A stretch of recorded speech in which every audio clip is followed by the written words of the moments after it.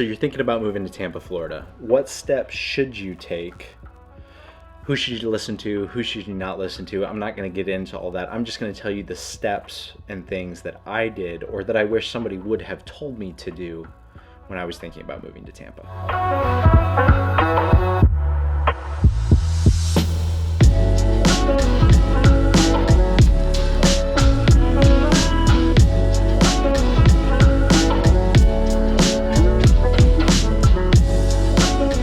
This is all about living in Tampa, and I just want to thank you for taking time out of your day to check out our channel. On this channel, we talk about what it's like to move, live, my personal process of moving to the Tampa area, Chris's experience living in this area for over 40 years.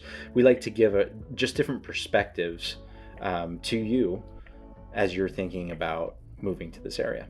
Myself and Chris are both licensed loan officers here in the state of Florida, as well as in North Carolina, and Chris is also licensed in Tennessee. If you have any finance related questions, feel free to shoot us a message below. We'd be happy to help. Text line, as well as email, and a link to schedule a 30-minute conversation with either one of us are in the description. So let's get into it. The first thing that I did a lot of before moving to Tampa was research. Now, for you, this clearly is through YouTube. It may also be through friends that live in this area. For me, I had a friend that has lived in this area his entire life, and so he took me. He's a teacher, and so I came down the first time during the summer, and he was on break, so he took like 2 or 3 days and literally drove me around the entire Tampa Bay area. I mean, he took me to South Tampa, he took me to Ybor City, he took me to Wesley Chapel, Land O'Lakes, over to Clearwater and St. Pete Beach. He just gave me such a good perspective on the history of the area, his experience, the change, the culture, the diversity that is in the area, and he really gave me an amazing view of what it was like to live and grow up in this area. So research plays a huge part, whether that's online like you're doing now, articles, other people's videos. There's so many good channels now about moving to this area. You can really deep dive into anything that you want to know. And if there's something that you're not seeing, please put it in the comments and we'd be happy to try to put together a video. Find negatives. Find things that when people are moving to Costa Rica, we would call them non-negotiables. Find the things that you know for yourself you're not going to be able to tolerate, and work backwards. Sometimes we're looking for all the pros, all the things that I want. I want a pool. I want to be this far from this and that far from this other thing. And we have this dream that may not necessarily be a reality of what we can find. So a lot of times working backwards and taking negatives, taking things that you know you don't want to deal with, and working backwards from there will help you settle in on something that may not be perfect, because living anywhere, there's no perfect place, but you can find the place that's right for you and your family. Okay, the next step that I took when moving to Tampa was to take a trip. I took 2 trips to Tampa. The first one was really to check out the area, stay with friends, kind of just get my bearings and see the possibilities. The second trip that I took, I was pretty convinced that we were moving to Tampa, and it was more of a setup trip for me.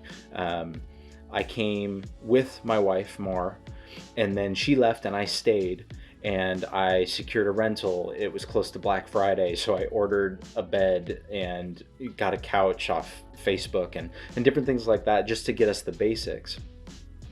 And it was more of a setup trip.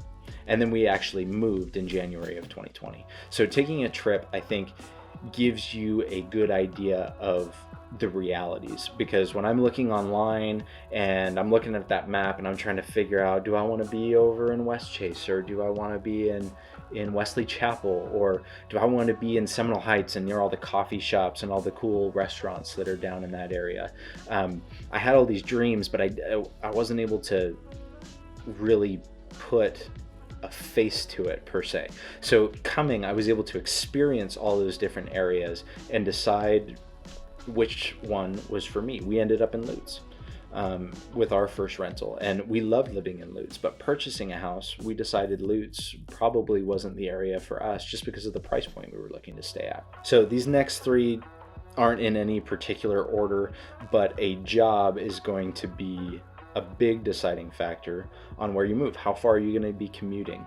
Are you okay? Maybe you're coming from an area where you're used to commuting an hour plus to work. Maybe you're not used to that. Maybe you're working from home. So, your job is going to play a big factor on where you decide to move. Or you're like me and you didn't have a job and you just decided to wing it.